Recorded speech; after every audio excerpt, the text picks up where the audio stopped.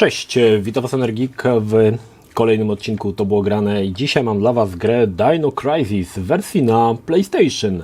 A moje pierwsze zetknięcie się z grą tak naprawdę było w emulatorze, tak naprawdę, bo gra pojawiła się w 2000 roku i ja wtedy pamiętam, że wychodziłem z założenia, że wszystkie dobre gry, które wychodzą na PlayStation, jeżeli tylko są dobre, no to one pojawią się w końcu na PC-cie.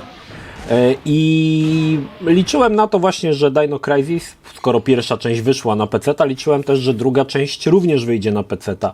I ona oczywiście w końcu wyszła. 2 lata po premierze, aczkolwiek ja już będąc znudzony czekaniem, jakoś mi się wtedy chyba nudziło, nie miałem jakiegoś pomysłu w co grać i ściągnąłem sobie grę i przeszedłem ją na emulatorze. I pierwsze zdziwienie, bo jeżeli grałeś pierwszy Dino Crisis, no to odpalasz drugi i jakby w pewien sposób wiesz, czego się spodziewać i niespodzianka. Gra z jednej strony wydaje się, że zrobiła krok wstecz. W mojej opinii nie zrobiła tego kroku, ale to jest, moje zdanie jest mocno, powiedzmy sobie szczerze, takie niepopularne, że tak powiem. Przede wszystkim pierwsza część Dino Crisis miała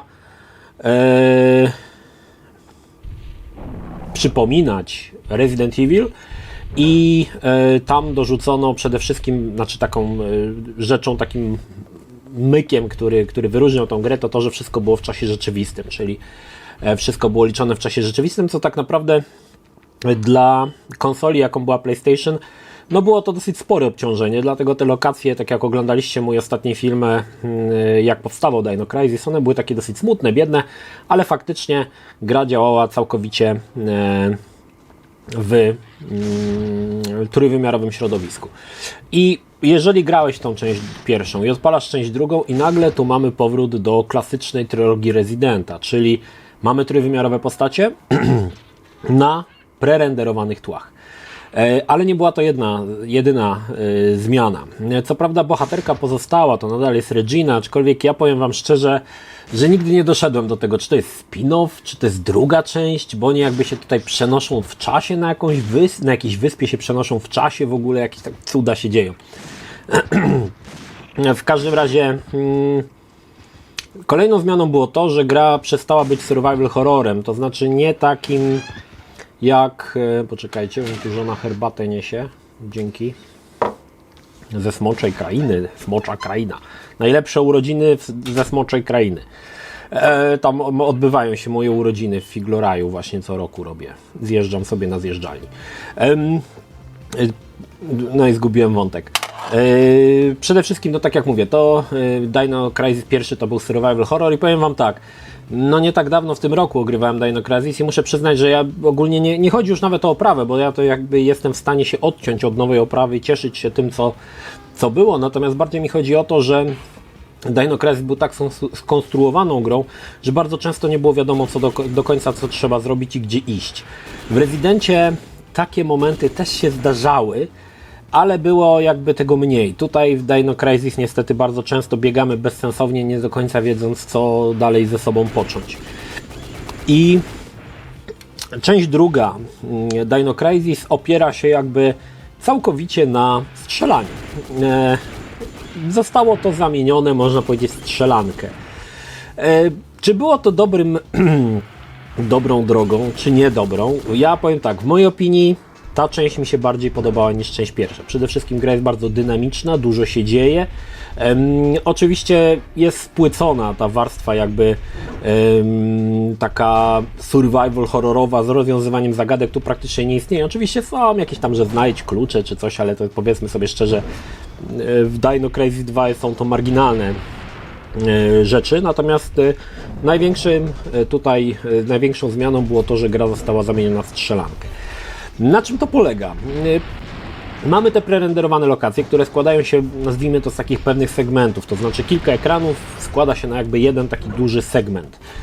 W trakcie przechodzenia tego segmentu atakują nas dinozaury, my z nimi walczymy i teraz mamy licznik combo.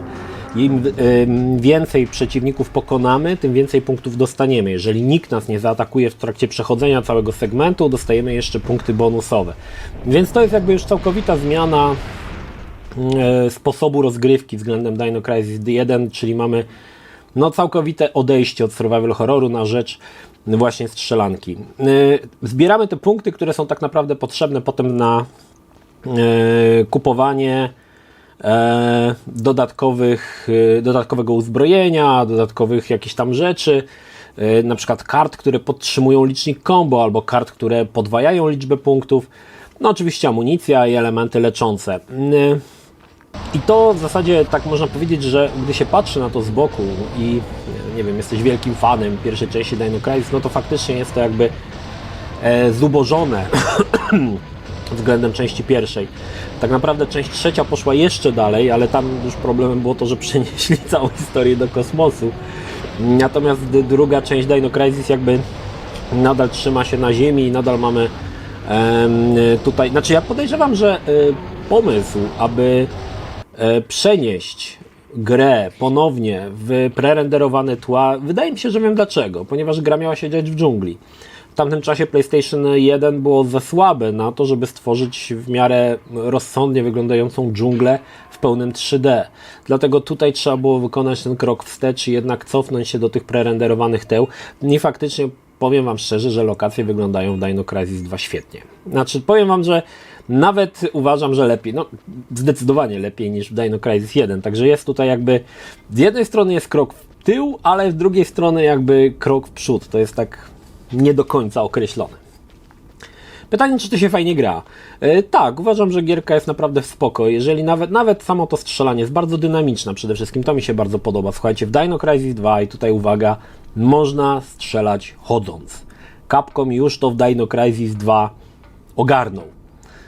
W Residentach ogarnie dopiero w 6. części, wiele lat później, ale tutaj w Dino Crisis 2 można chodzić, można biegać nawet i strzelać, także jest to jakby tutaj pod tym kątem całkiem nieźle zrobione.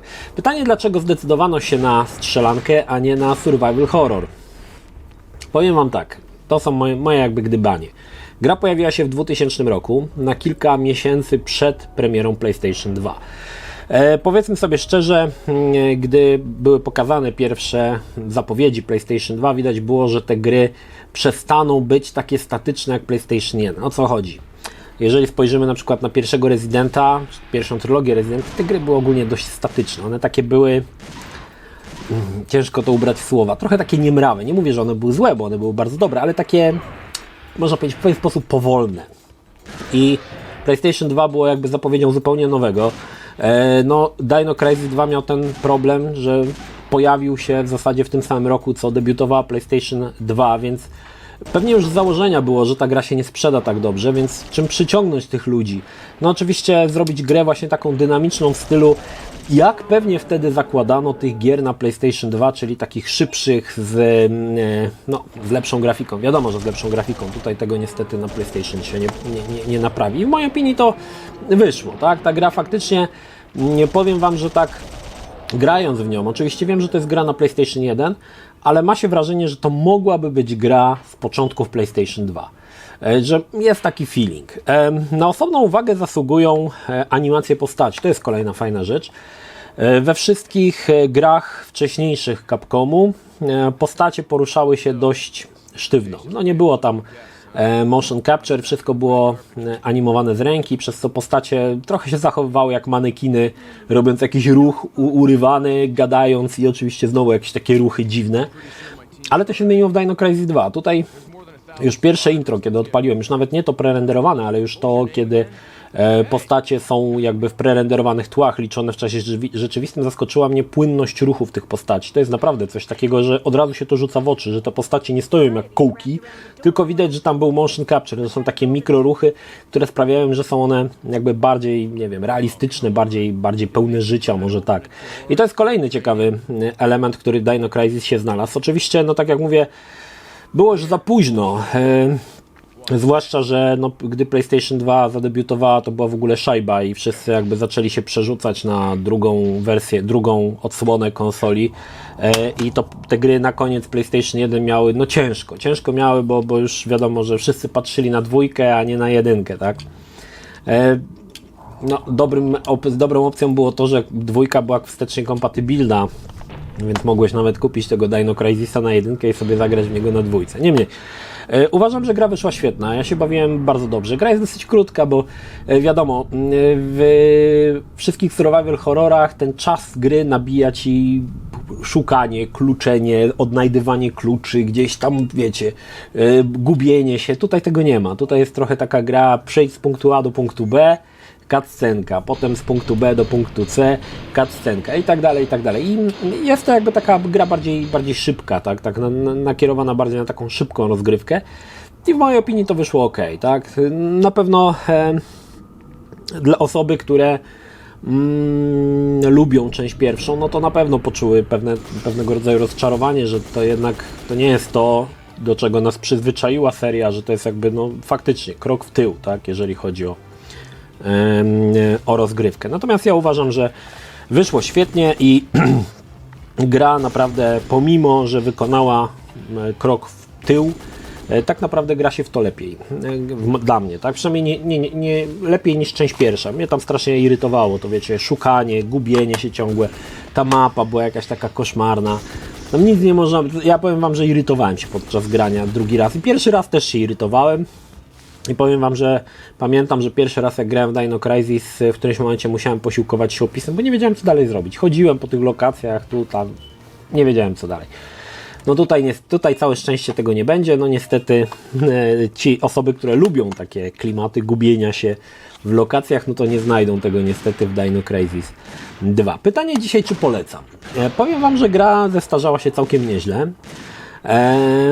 Przede wszystkim dlatego, że ta oprawa, czy te postacie nie są takie kołkowate, to wygląda automatycznie lepiej. Pamiętam, gdy odpaliłem Clock Tower 3, tam też było tak, że te postacie były tak niesamowicie animowane, że tam widać ten motion capture, tą płynność tych ruchów. I tutaj właśnie było to samo, że odpalasz i stwierdzasz, kurde, jak to oni się dobrze ruszają. No nie? Masakra. I pytanie, czy polecam? Tak, zdecydowanie polecam. Nie jest to survival horror, jest to strzelanka, ale dobra strzelanka, dobrze zrobiona, z dinozaurami. Jeżeli lubisz dinozaury, no to na pewno jest to temat, który warto sprawdzić. I w mojej opinii z całej trylogii Dino Crisis druga część wyszła najlepiej tak naprawdę. Powiem wam, że wyszła najlepiej. Trzecia część, która również była strzelanką, jakby ciągnęła ten temat tych shooterów z dinozaurami. Tam już było w pełnym 3D, ale niestety no tam już nie pykło to za bardzo. Natomiast druga część nadal wydaje mi się broni, nawet nie historią, bo tam historia to jest jakaś taka głupkowata trochę, chociaż jest fajny twist na końcu, ale powiedzmy sobie szczerze, że ta historia nie zachwyca jakoś specjalnie, ale to jak to jest przyjemne, jak feeling jest tej gry, że jest taki dosyć przyjemny, że ta gra nie jest taka długa, więc zanim się znudzisz, to ona już się kończy, także jest to też w miarę oczywiście pozytywne. Oczywiście gra też jest prostsza, no wiadomo, to już nie masz jakby kluczenia, szukania, tu masz jakby prostą taką rozgrywkę na prostych zasadach, tak? I no to też może być, powiedzmy, jednym się może spodobać, innym nie, tak? Ja akurat uważam, że to fajnie wyszło i taka bardziej niezobowiązujący jest ten Dino Crisis 2 i on jakby całkiem nieźle wypadł. No powiem wam tak, uważam, że dzisiaj warto zagrać, nawet jeżeli to nie jest survival horror w klasycznym ujęciu, to uważam, że gra zestarzała się całkiem zacnie. Fajnie się w to gra, jest przyjemnie, są dinozaury, jest Regina. No i cóż, w oczekiwaniu na Dino Crisis 4, który wielu wierzy, że nadal gdzieś tam może jeszcze powstaje, może nawet jest w jakiejś tam sferze koncepcyjnej, myślę, że warto po Dino Crisis sięgnąć i naprawdę bardzo dobrze się bawić, chociaż tak jak mówię, to jest zupełnie inna gra niż część pierwsza, także czujcie się ostrzeżeni, bo w części pierwszej tak naprawdę poza bohaterką i kilkoma tam bardzo drobnymi elementami nie pozostało niestety już nic. No, to tyle. Pozdrawiam Was, Energik, trzymajcie się, do następnego. Cześć.